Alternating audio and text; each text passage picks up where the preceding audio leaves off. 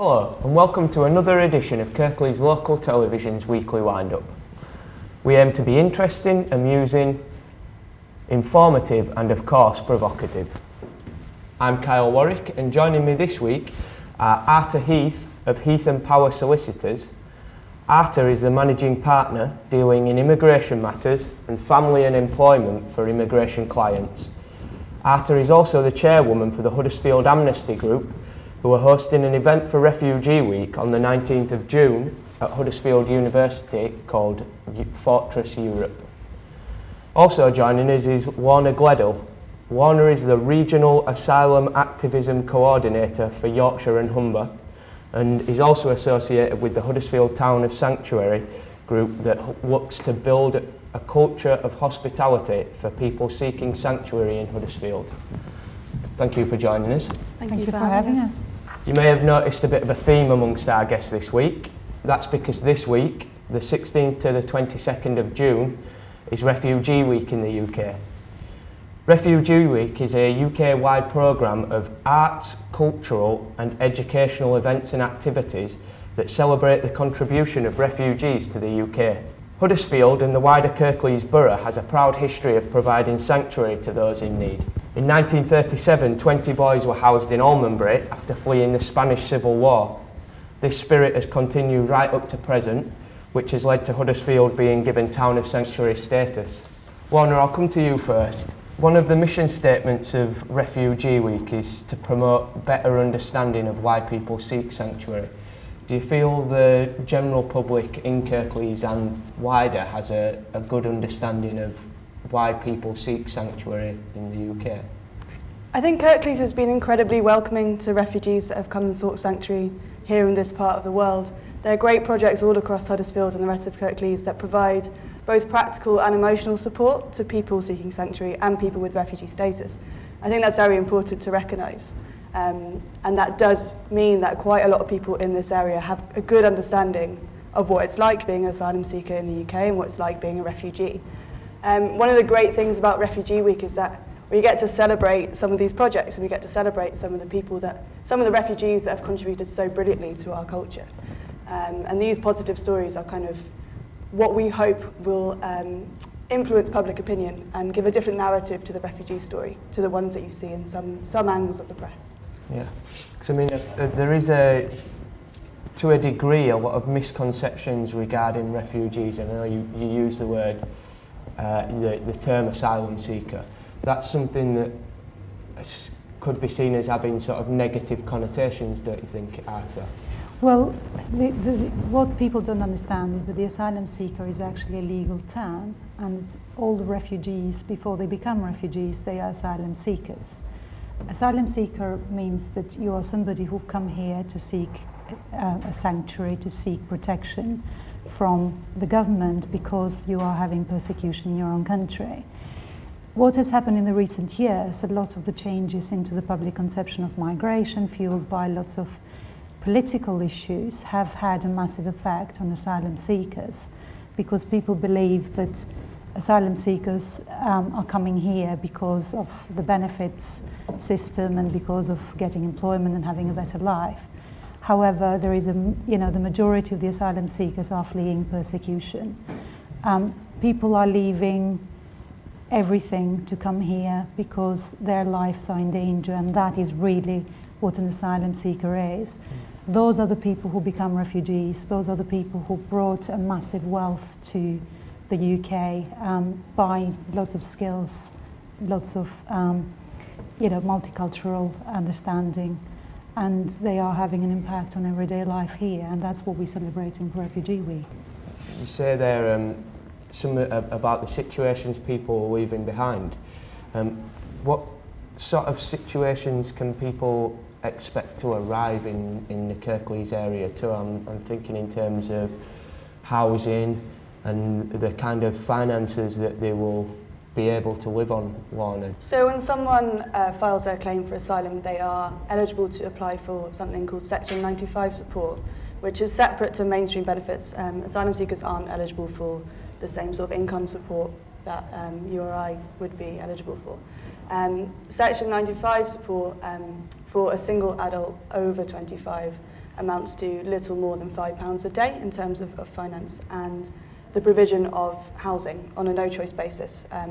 So people are sent into different cities across the whole of the UK. Yorkshire and Humberside is quite a big dispersal area, so there's a fair number of asylum seekers who are housed here whilst waiting for a decision on their claim. This support is minimal. There's a lot of research which has been done which proves that families can't really afford to feed their children, can't have enough meals a day, can't pay for travel whilst on this support. So it's not a lavish lifestyle. But as I said before, especially in Kirklees, there are so many organisations that provide this extra support for people. So when people are struggling through their asylum claims, they have got networks such as the Town of Sanctuary network, such as the kind of Dash project down in Huddersfield, where they can find emotional and practical support to help them through the process. But yeah, it's not a particularly luxurious lifestyle whilst claiming asylum support. Which, I mean, goes to sort of highlight some of the situations that these people must be leaving behind as well. You know, it isn't simply people fleeing a worse sort of lifestyle to arrive in Britain for a better lifestyle. It's people fleeing war-torn countries in general, is it not?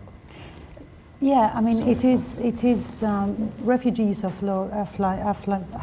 fleeing from war, but they also are fleeing from active persecution because of their political beliefs, because of their religion, because of their activities.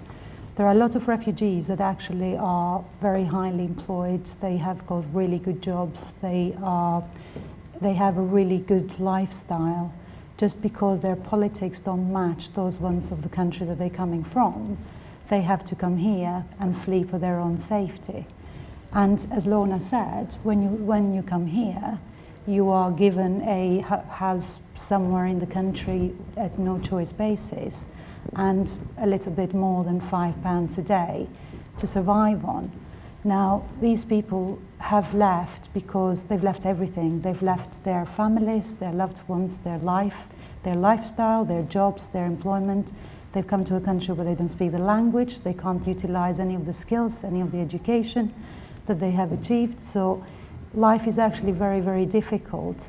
And although there is fantastic work happening in Huddersfield, there are loads of organizations that provide great support. Because of the general sort of views of people, a lot of the asylum seekers are actually finding themselves being put on a label that doesn't actually match who they are.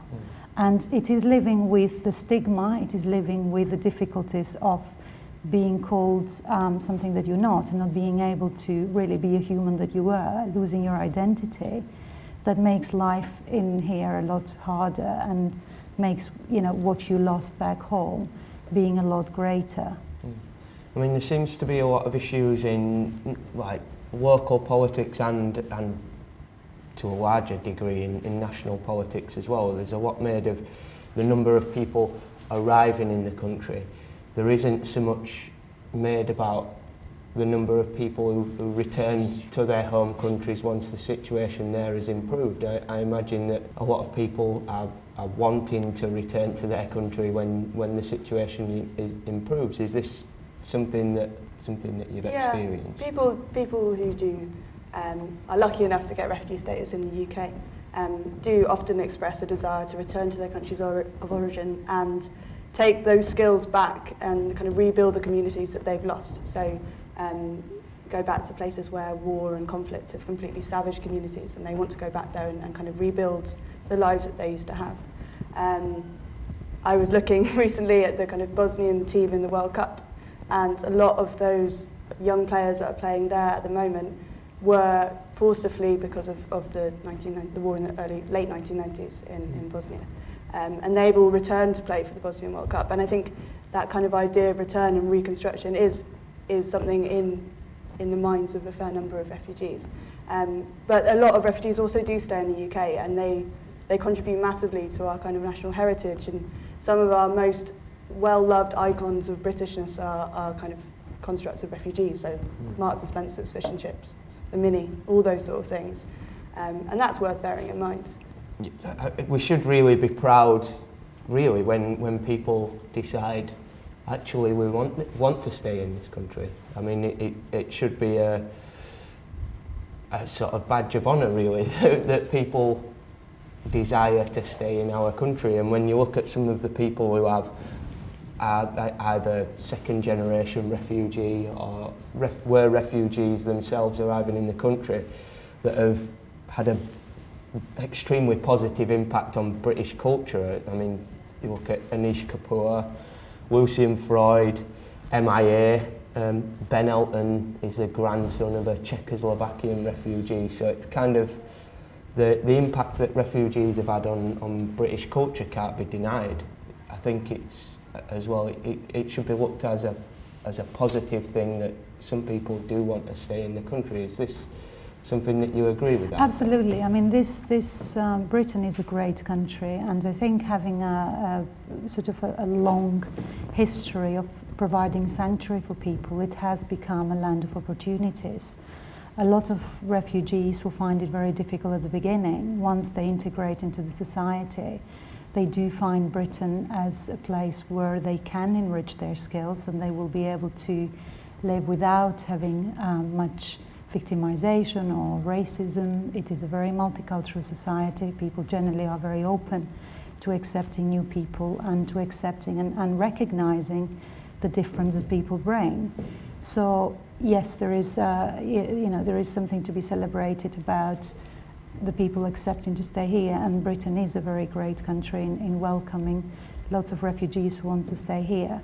But as Lorna said, a lot of the refugees, they do go back eventually, and the majority of the people, they tend to go through a process in their mind where being from a different country, it is something that you always live with, and you have to think of your place back home where you left everything, and you have a responsibility towards that country too. So it is very much in the people's mind that they want to go back, but the ones that they do stay here, they totally embrace the British culture and the British society, and they're very grateful for the new life that they've got. Now, Refugee Week's been going on for a few days already. There's been quite a lot of events in the Kirklees area. I understand that there's going to be an event that you're helping to organise with Amnesty that is well, Fortress Europe. Huddersfield group is having an event on Thursday at Huddersfield University in regards to Fortress Europe. Where this comes from is basically about a whole Europe policy in dealing with asylum seekers, especially because there is a massive variation in different countries of Europe about the asylum reception policies and allowing people freely to claim asylum and to have their rights not being abused by police guards and by frontier borders that are actually putting people's lives in danger.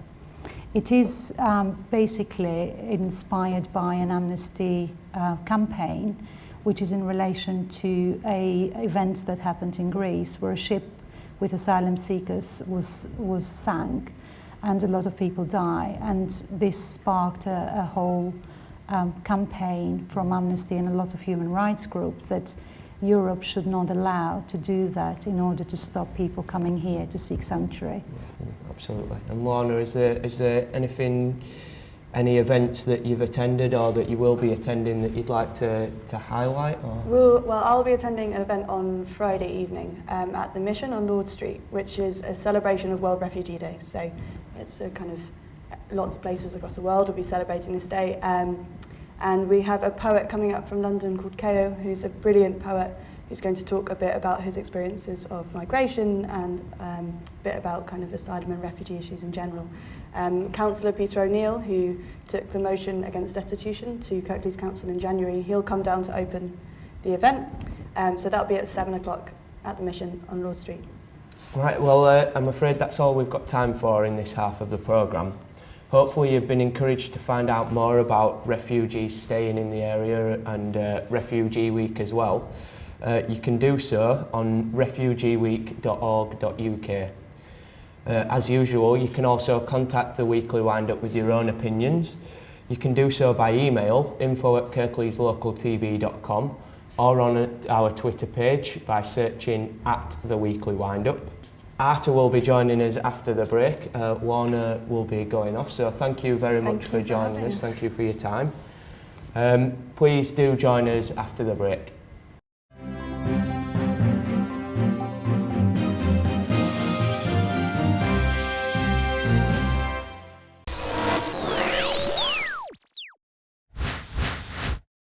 And welcome back to the programme. I'm joined in this half by Arta Heath. Welcome back, Arta. Thank you. We go straight into the news that Baroness Varzi, the Dewsbury-born peer, has distanced herself from Education Secretary Michael Gove's response to allegations of an Islamist plot to take over Muslim-majority schools in Birmingham. Baroness Varzi, a senior Foreign Office minister, said that Mr Gove had to ensure that he didn't make situations worse by alienating Muslims. Mr Gove stated that in the future he would like all schools to be required to promote British values. How do you feel about such a statement, Arta? Do you feel that it helps or that it hinders the situation? Well, I think it's a very sort of broad statement, and it doesn't really, I think, make a big impact on what is currently going on in the schools. I think the question is, what is Britishness? And as far as I'm concerned, from how I think about Britishness, is a mixture of all the values and all the faiths of the people who live in Britain. So British values are actually multicultural, open-minded society values. And as such, they are very much promoted in the society today. And I would say that the majority of the schools are already promoting British values and British culture. The question that Michael Gove is putting into having Islamist schools or particular faith schools, and that the Britishness value is not being integrated properly into these schools, I think is just widening and making like a grey herring into the government policy of looking things from a different perspective. I think at the moment the schools do promote the Britishness values, and whether they are faith schools or non-faith schools, there is great work that is being done in education for people to get the the values of the Britain as a multicultural society. The comment to me seemed a little narrow-minded, and as if there is one straight seam of British values that can be seen through British history. But when you look at British history, it's a series of people coming into the country and influencing it and very much changing what British values are. So exactly. It seems to me for one person to say required to promote British values, it's kind of what their conception of British values is. Absolutely. I mean, the thing is lots of people have got different concepts about British values. And those concepts and those values do develop, and they change. So what I thought today as British values might not necessarily be tomorrow, because they will be influenced by lots of other things. So I think it's going to be very difficult anyway to have a general understanding of British values that will be given to all the schools. But also is, how do you evaluate that? How can you check that the schools are not actually promoting British values, where British values are so varied and so diverse that, in effect, there isn't really, like you said, a set of rules saying this is your British values, this is what you have to learn. It's a very interesting perspective, Arta. Thank you for that. We're going to move on now to our third story of the day. Saturday the 14th of June was not only the night of England's World Cup opener, it also saw the opening of an exhibition by two Huddersfield artists, Oliver Smith and Joel Haslam. The exhibition at Coffee Evolution is mixed medium, featuring print, drawing, paint and collage, and is well worth a look. And a coffee if you fancy a coffee as well. I'm afraid that's all we've got time for this week. Thank you for joining us, Arta. Thank you for having me. Thank you. If you'd like to get involved in any of the topics you've heard today, you can always do so by email, info@kirkleeslocaltv.com, or on our Twitter page, search at The Weekly Wind-Up. We'd be delighted to hear your opinions on Refugee Week, on faith in schools, and on religious schools, and hopefully whether you plan to get down to the exhibition or not. That's all we've got time for this week. Thank you and goodbye.